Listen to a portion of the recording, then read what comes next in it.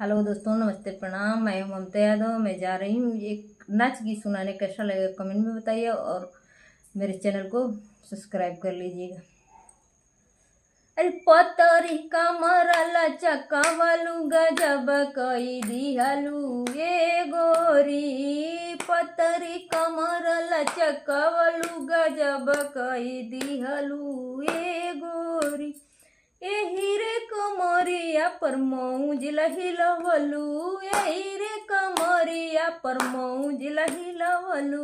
अरे बलिया क दिल धड़कवलू गजब कई दिहलू ए गोरी। बलिया दिल धड़कवलू गजब कई दिहलू ए गोरी। पतरी कमर लचकवलू गजब कई दिहलू ए गोरी। गजब कई दिहलू ए गोरी। गजब कई दिहलू ए गोरी। पतरी कमर लचकवलू गजब कई दिहलू ए गोरी। पतरी कमर लचकवलू गजब कई दिहलू ए गोरी।